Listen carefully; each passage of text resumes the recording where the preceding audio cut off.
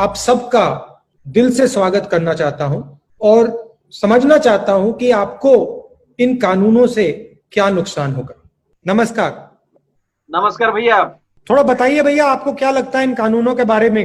कानून बिल्कुल अंधा कानून है सर। यहाँ गरीब का शोषण हो रहा है, किसान का शोषण हो रहा है सर। किसान भूखे मरेगा, आप सुसाइड करने पे, आत्महत्या करने पे मजबूर हो रहा है सर। आपको ये डर क्यों लग रहा है कि एमएसपी जाएगी? नहीं सर, ये सब जुमलेबाजी है सर। इनकी बात में कोई दम नहीं है, कोई सच्चाई नहीं। ये किसानों से, छोटे किसान हो या बड़े हो, सबसे धोखा कर रहे हैं। बहुत बुरा, मतलब हमारे साथ तो ये अत्याचार हो रहा है कि हमें किसान को कुछ नहीं बचेगा किसी हालत में भी।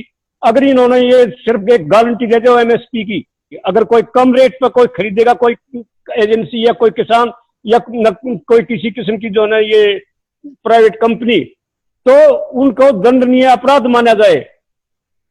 एमएसपी से कम तो कोई किसी किस्म की खरीद होनी ही नहीं चाहिए। ये कानून में एक ऐसा प्रावधान कर दिया है इन्होंने कि एमएसपी के रेट में कोई माल खरीदने का कोई विरोध नहीं रहेगा, यानी कोई खरीद नहीं सकेगा, कोई खरीदना नहीं चाहेगा और उसको विरोध करना चाहेंगे किसान तो उनको जेल में जाना पड़ेगा, ऐसा लगता है मुझे। इस विधेयक से ना किसी जनता का भला होने वाला है, ना शेतकरी वर्ग का कौन सा भला होने वाला है। इस विधेयक से सिर्फ कंपनियों और अंबानी अदानी जैसे लोगों का ही भला होने वाला है। जो भी हम उत्पादन जैसे एक आधी कंपनी ने लेके गए तो हम उन्होंने पैसा नहीं दिया तो हम उनके रिलायंस वाले के घर पे जाके रो नहीं सकते, वो तो हमको डंडे मार के ही खिदाड़ेंगे वहां से। हमको कुछ पैसे वाला नहीं दिए समझ लो, हम तो डूब गए ना, मर गए ना, फिर क्या खाने वाले, क्या करने वाले। किसान की जो लागत बढ़ती जा रही है, जो फसल बीमा है कि पहले 400 रुपए कुछ होया करता कपास के एक एकड़ का, आज 1600 रुपए कुछ करने लग रहे हैं, यानी वो 3-4 गुना बढ़ा दिया। सबसे खराब क्या लगता है इन 3 कानून में से? सबसे खराब तो ये है जी, ये जो 3 अध्यादेश है किसान को खत्म करने के लिए बनाए गए हैं जी। इस अध्यादेश से किसान को फायदा होना है तो ये एमएसपी के लिए कानून क्यों नहीं बनाते जी? डेली टीवी पे बोलते हैं और कुछ करते हैं, तो उसके लिए कानून क्यों नहीं बनाते भी? अगर एमएसपी से कम लेगा उसको हम जेल में डालेंगे, क्यों नहीं करे ऐसा ही? कल अडानी अंबानी हराएंगे, वो खरीदेंगे नहीं, वो तो बीच में दलाल भेजेंगे। किसान का अगर कोई भी फसल जाएगी तो 200, 400, 500 रुपए जाएगी जी। अडानी डायरेक्ट तो किसान के पास आया होगा नहीं, वो बीच में दलाल छोड़ देगा। आज किसान का जो काम है आड़ती के थ्रू चला रहा है अपना काम, उनको ये दलाल बोलते हैं। दलाल तो अब आ जाएंगे कारपोरेट जगत के हाथों जब इसको बेचा जाएगा। 1840 में ईस्ट इंडिया कंपनी थी, वो इंग्लैंड से भाव निकलती थी कपास का और पूरे वर्ल्ड में वो भाव में कपास किया जाता था। तार से बंबई आता था, बंबई से यवतमाल आता था और यवतमाल से सब व्यापारी वही भाव में माल खरीदते थे, लेकिन दूसरे के तार बाद में मिलते थे, इन व्यापारियों के तार पहले मिल जाते थे। ऐसा ईस्ट इंडिया कंपनी का कारोबार था, उसी टाइप का कारोबार आज आने की गुंजाइश लग रही है। 100% वैसे ही होगा। कारपोरेट जगत के लोगों को माल सस्ता लेने के लिए प्रोविजन रहेगी और वो जब अपना माल खरीदेंगे किसानों का तो वो ग्राहकों को 4 दुप्पट टिप्पट 3 गुना 4 गुना भाव में बेचेंगे। उसलिए ग्राहकों की भी लूट होगी, किसानों की भी लूट होगी और किसानों को प्रॉपर भाव न मिलने से आत्महत्या काफी बढ़ेगी किसानों की। आपका कहना है कि पहले ईस्ट इंडिया कंपनी थी, हाँ, अब वेस्ट इंडिया कंपनी आई है। हाँ, west India company corporate company आ जाएगी। जो हमारा जो देश का पोशिंदा है, हमारा देश खेती प्रधान बोलते हैं, लेकिन अभी एक कंपनी प्रधान देश होने वाला है।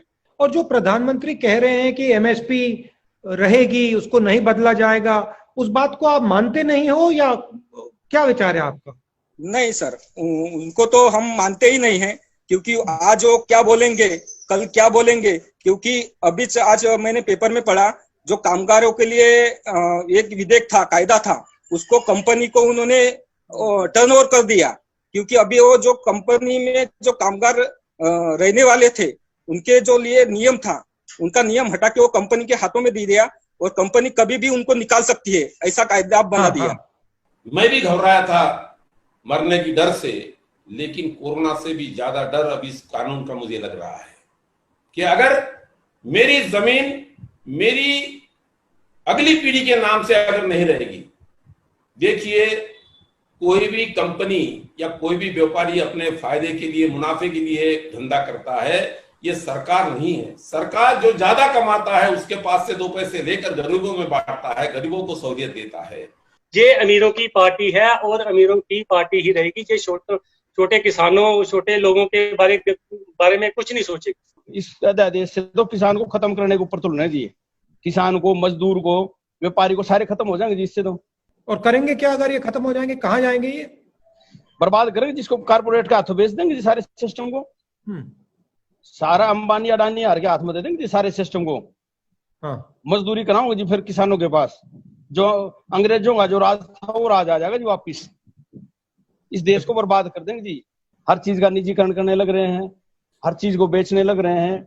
एयरपोर्ट है उनको बेच रहे हैं, रेलवे को बेच रहे हैं, बिजली को बेच रहे हैं, छोड़ नहीं रहे जी किसी चीज को। जो व्यापारी है कुछ हमको एडवांस पैसा कुछ काम पड़ता था तो लेते थे, अब पैसा भी देना बंद कर दिए कि हम धान नहीं लेंगे, गेहूं नहीं लेंगे, तो हम पैसा कैसे देंगे? भैया इस सरकार में हम लोग बड़ी क्षुब्ध हैं। हम लोग चाहते हैं कि जो 2006 में जो बिल लागू हुआ था वो फिर से लागू हो, बिहार में लागू हो हम लोगों को बस। और जो अभी कानून जो कायदे बनाए इन्होंने, समझो पहले तो कानून कायदे ऐसे है कि बहुत काश्तकार के विरोध में है, और अभी ये दूसरे 3 कायदे आए समझाइए, तो इससे तो बहुत काश्तकार परेशान होने वाले। भट्टा परसौल में और उत्तर प्रदेश में देखा कि किसान के पास जो है, जो संगठित उद्योगपति हैं बड़े वाले, वो जमीन भी चाहते हैं, फसल भी चाहते हैं। और पहली लड़ाई जो मैंने लड़ी वो जमीन अधिग्रहण की थी, और वहां पे मैं अड़ गया था, और उसके कारण पूरे के पूरे मीडिया ने मेरे ऊपर आक्रमण शुरू कर दिया, और वो मैंने झेल लिया। वो कोई बड़ी बात नहीं है उसमें। आपने जो कानून 11-12 में लाया था, भूमि अधिग्रहण कानून, वो कानून से आज किसानों को लाखों और कुछ लोगों को करोड़ों रुपए मिले हैं।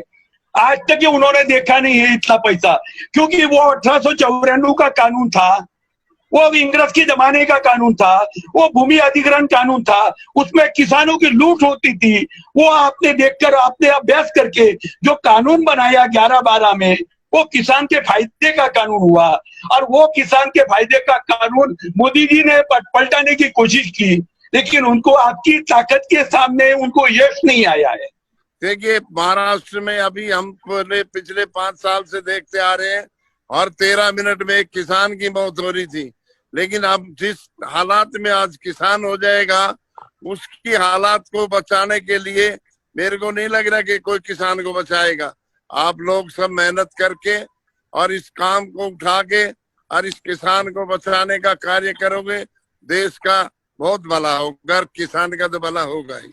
जो पीछे पूर्व जो सरकारों ने काम करे थे, जो देश के किसान के लिए, मजदूर के लिए, व्यापारी के लिए, युवा के लिए, उस चीज को सबको वैसे अधिग्रहण करने लग रहे हैं। न तो देश के किसान के पास काम रहेगा, न युवाओं को रोजगार रहेगा जी।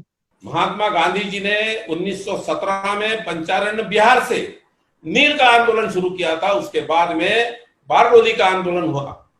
सरदार पटेल जी का नाम लेने वाले लोगों को यह जानना चाहिए कि बारडोली का आंदोलन क्या था, नमक का आंदोलन क्या था, और उसके बाद में हमारे ही विदर्भ में बनने वाली कपास, जो चरखा जिस कपास की सूत पर चलता है, वो कपास का प्रतीक जो चरखा था गांधी जी का, वो चरखा आज हमारे आजादी के आंदोलन के परचम पे था।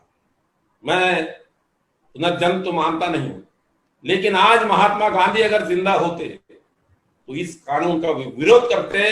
मैं आपसे निवेदन करता हूं कि इस कानून की तहकीकात होना चाहिए। उसमें कहा काले धन के खिलाफ लड़ाई है, झूठ था। लक्ष्य था जो हमारे असंगठित लोग हैं, किसान हैं, मजदूर हैं, उनको कमजोर किया जाए। उसके बाद में जीएसटी आई, उसका भी यही लक्ष्य था। कोरोना के समय जब पैसा देना था, पैसा नहीं दिया, सबसे बड़े 2-3-4 उद्योगपतियों को दिया, उनकी आमदनी बढ़ती गई, कोरोना में आपकी आमदनी गिरती गई, मगर तब भी पूरा का पूरा पैसा उनको दिया। लक्ष्य हिंदुस्तान की जो रीढ़ की हड्डी है, किसान है, मजदूर है, उसकी रीढ़ की हड्डी को तोड़ने का है, और जो हिंदुस्तान का धन है उसको लेने का है। ये जो 3 कानून है, इसमें और नोटबंदी में कोई फर्क नहीं है, इसमें और जीएसटी में कोई फर्क नहीं। फर्क यह है कि ये सीधा आपके दिल में छुरा है। 3 बार आपके पैर में कुल्हाड़ी मारी, अब आपके दिल में छुरा मार दिया है। और ये मीडिया आपको बताएगा नहीं, ना अखबार में दिखेगा, ना टीवी में दिखेगा, ना सोशल मीडिया में दिखेगा। मगर मेरे दिमाग में बड़ी क्लैरिटी है, इसका विरोध करना ही पड़ेगा। किसानों के लिए नहीं, हिंदुस्तान के भविष्य के लिए।